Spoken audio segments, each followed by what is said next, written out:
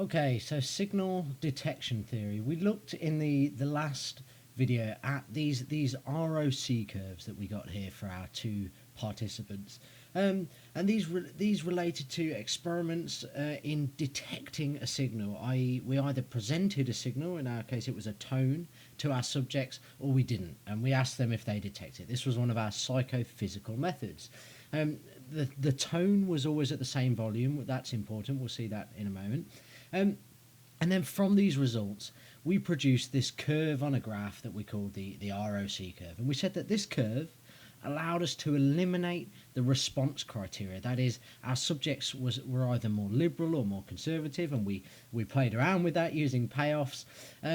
But by using the ROC curves, we could eliminate that variation, and this now represents a person's physiological sensitivity, the actual sensitivity of their nervous system to detect sounds.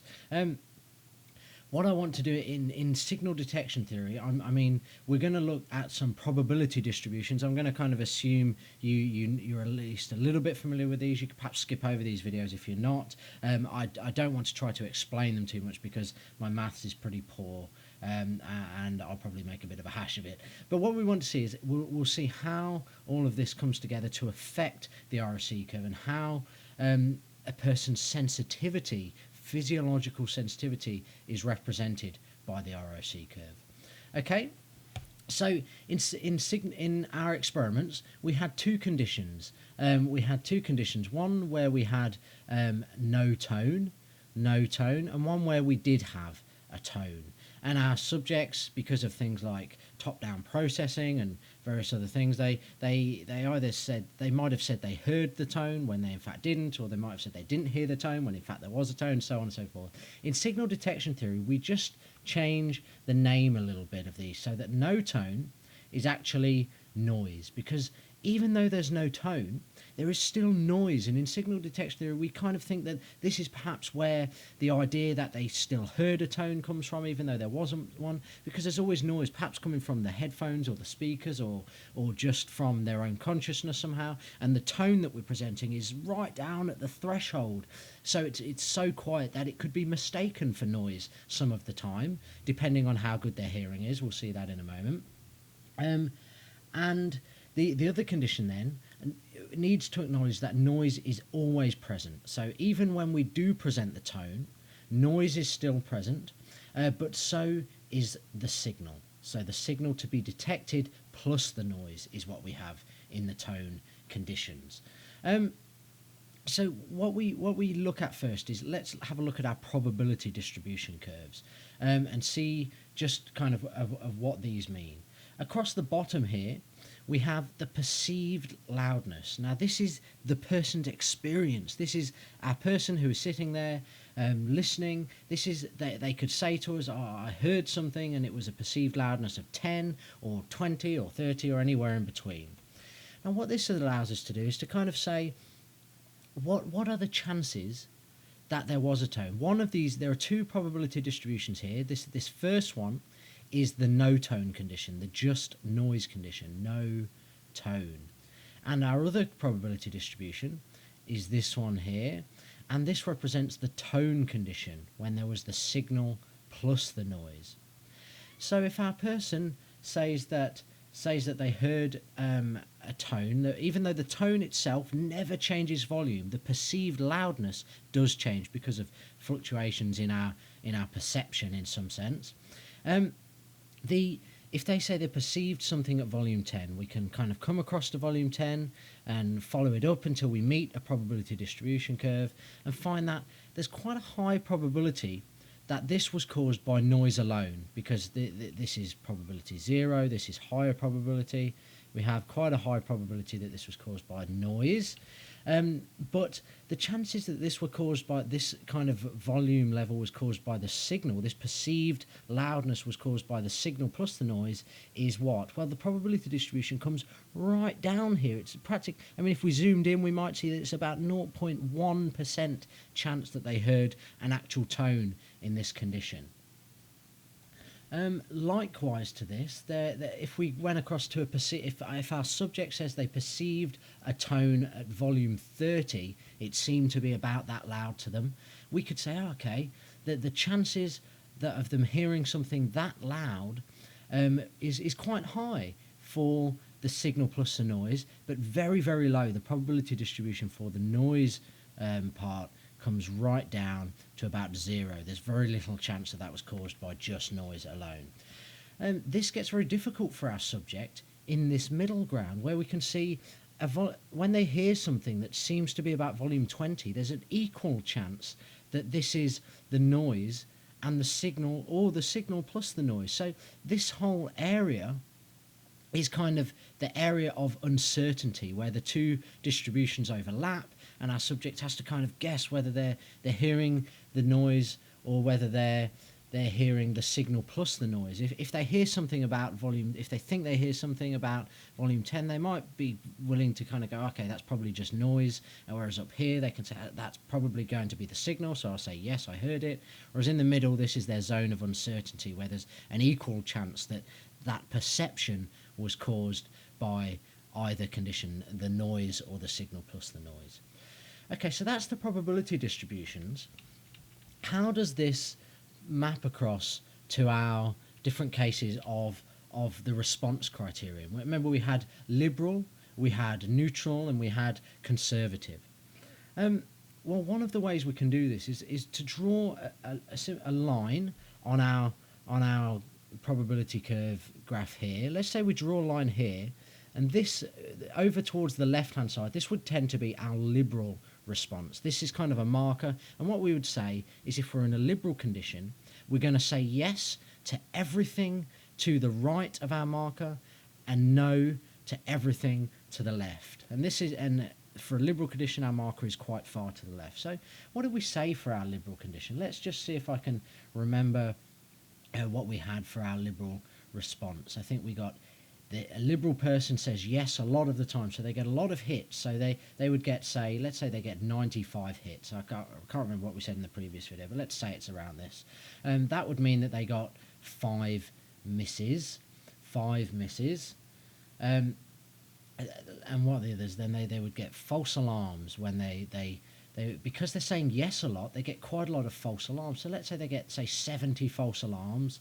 But because they're saying yes so much, they don't get many correct rejections, so they're only getting 30 correct rejections. This is kind of a liberal situation where there's a lot of yeses, means a lot of hits, but a lot of false alarms too. How does this map across to our probability distribution?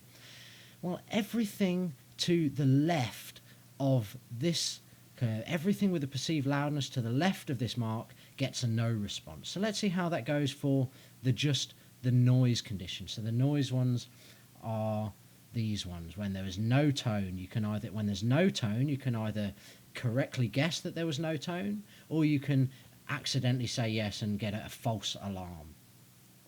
So for our correct rejections, that is when there's no tone and a person says no, that's going to be everything on this side of the line. So that actually is this area here. This area represents all of the correct rejections. Correct rejections is represented by this bit, correct reject. And that's about right. It looks like it could be about 30% of the time. And all of the false alarms would be represented by when they've said yes to just noise. So when they've said yes to just noise, that's all of the noise probability curve to the right of our liberal line. So all of this then is the false alarm. So it looks like that's about 70% of the time. That's pretty good. And what about for our signal plus noise? Well, a person who is liberal gets a massive amount of hits, which is good. So that would suggest that in the cases where they've said yes, we can see that the majority of the noise, the signal plus noise distribution curve, lies to the right of our liberal line. So this is more than 95%. This is like 99%. If we zoomed right in down here, we might see that a tiny little bit of it stretches out to the left of this line, and this represents our misses, this tiny little bit. Only a very, very few misses, but a massive amount of hits. So that's good. That's, that's our liberal response mark there. So can we do this for our let's see what happens if we do it for our neutral response. So our neutral response is in the middle. Everything to the right gets a yes, and everything to the left gets a no. In a neutral case, we might expect a person to kind of do a bit more averagely. They would get a good amount of hits. They would still get some good hits, but they would do better on false alarms. They would get less false alarms, which is one of the downfalls of our liberal condition over here. So neutral person, let's see what they might get. When they say no, and there is no tone, that's all of this area. There's no tone, it's just the noise distribution curve here, and they've said no. So that's all of this. That's good. That looks like it's about, let's say that it's 80. So this is no and no tone. That's 80 correct rejections. So they've got 80 correct rejections. That's pretty good. And this other area then is when they've said yes, even though there was no tone. So that's the false alarm. So that's the remaining kind of 20. The signal plus noise then, when there actually was a tone, what do they score? Well, they've said yes in let's find another colour. They've said yes in this many of the times. This is our signal plus noise distribution, and all of the part of it that's to the right of our neutral line got a yes. So they've got about 80 hits. So that's hits because they've said yes when there was a tone. But there's still this small portion of it to the right which would represent the misses. This tiny bit here, which is about 20 misses. So they've done okay. They didn't get as many hits as our liberal person, but they got less false alarms. That's pretty cool. And finally, let's look at our conservative person. So our conservative mark, let's say it's over here. What would we expect from a conservative person? They're going to say no a lot. That would mean they get less hits. Let's say that they might get kind of only 70 hits, which means kind of quite a few misses, 30 misses. But a person who's conservative is going to get a lot of correct rejections because they're being conservative. They're not going to say yes unless they're sure. They're not going to get many false alarms. They're going to get a lot of correct rejections. So let's say they get like 99 correct rejections and only one false alarm. Only one false alarm. Does that map across to our thing here? If this is our conservative line, everything to the right, as usual, everything to the right gets a yes, and everything to the left gets a no. So in the cases where it was signal plus noise, okay, let's do signal plus noise first. What have we got? Well, everything to the right got a yes. So this part of the signal plus noise distribution got a yes. That's about kind of 30 hits, which is kind of what we said here. It's about 30 hits. And everything on the other side, everything on this side of the signal plus noise distribution got a no response, which means that that's our 70 kind of misses, our 70 misses there. Now, for our noise only, when there was no tone, our conservative is more likely to say no, and we said they would only get one false alarm. Well, that's just what we get. Our distribution curve for just noise is practically zero. There might be just one tiny bit if we zoomed in enough that we would see to the right, and that represents our one false alarm. But the majority of this distribution curve got a no response, which is when they said no, when there was no tone. That's a correct rejection. So all of this space represents the number of correct rejections, which is the 99 correct rejections we got. So okay, so that's kind of showed us how our response criteria can be mapped across to our probability distribution curves. But what's the point of all of this? We've said already that we can just kind of take the results we got and plot them on the ROC curve. How is it that sensitivity affects the ROC curve? Well, the important point about sensitivity is the distance between the two probability curves. This distance, sometimes called d prime, is the number that reflects a person's actual sensitivity. So let's scroll down and have a look at what this could mean. I've created some more here, some more distribution curves here where some are far apart, so some have got a high D prime value, and this one, they're almost overlapping. This has got a tiny D prime value. So we would say that the higher D prime is, the more sensitive the person is. And let's see how that maps across.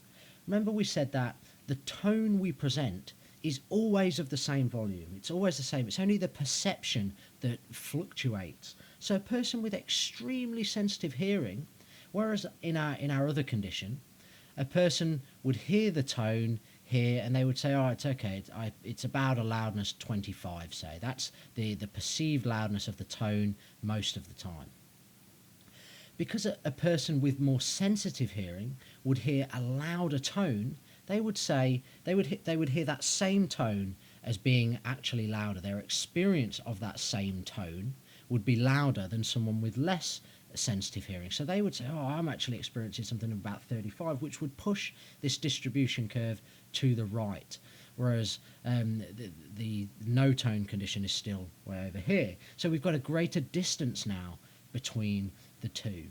So let's just kind of look at this distribution curve. Let's look at both of these for neutral conditions. In this one, the two distribution curves are practically overlapping. So in this case, the perceived volume of that same tone is just about the same volume as noise itself. So this person has basically no hearing. And let's have a look at that with some... let's talk about our neutral criterion, which kind of falls directly in the middle between the two. So in the neutral criteria, a person with excellent hearing, with excellent sensitivity, not just, this is nothing to do with response criterion anymore, a person with excellent hearing says yes, remember yes is on the right, says yes in the signal case, when there's signal plus noise, they say yes in all of this part, all of the part of the signal plus noise curve that's to the right of our neutral line. So all of this, that represents our hits, which is a mass. Let's say that this is 98 hits, and this tiny little fraction over here where they said no, that the part that lies to the left of our line that says no, that's our two misses. What about in the cases when there's no tone presented? Well, when there's no tone, they still do pretty well because of their excellent hearing. They say no all of this amount of the time. This now represents the correct rejections. Correct rejections is all of this portion of the graph. So that's about 98% correct rejections when they've said no when there was no tone. So that's 98. And they've only got a false alarm on this tiny bit, which is kind of 2 false alarms. So this is really, really good. If we map this onto our ROC curve, what are our 2 bits? It's false alarms and hit rates we want. So false alarms was just 2, whereas a hit rate was 98. So false alarms 2, which is way over here, and a hit rate of 98, that's way up here. So we've got a dot about here now, which is not on this curve in any sense. And we can see that this is perhaps more on a curve that's like this. So the curve actually becomes more bowed when a person has better hearing. And if we started playing around with their payoffs, we would find more points that kind of mapped along this curve. And as we move towards less sensitivity, we would get points closer and closer to our original curve. What about our other person who's basically just a deaf person we've brought in perhaps for a bit of fun to see how they do and have a joke with them about it? In the neutral condition, even in the neutral condition where there's no payoffs, they're just doing as good as they can. When we present the signal plus the noise, all of this part, remember everything to the right gets a yes response, so all of this part of the signal plus noise distribution curve is the hits. So that gets a yes, and it's about 50. It's about 50%. It's about half to that side. Maybe it's a bit less. Maybe 48. Maybe 48. Let's say, and that means they got 52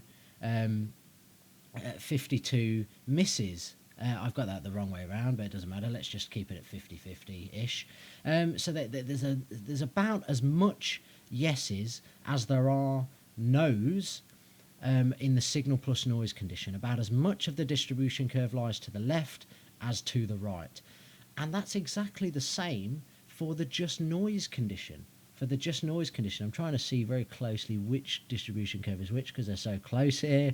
In the noise case, they said yes when it was just noise kind of this much of the time. So that's, again, we're looking, they said yes when there was noise about 50% of the time, and they said no when it was just noise about 50% of the time.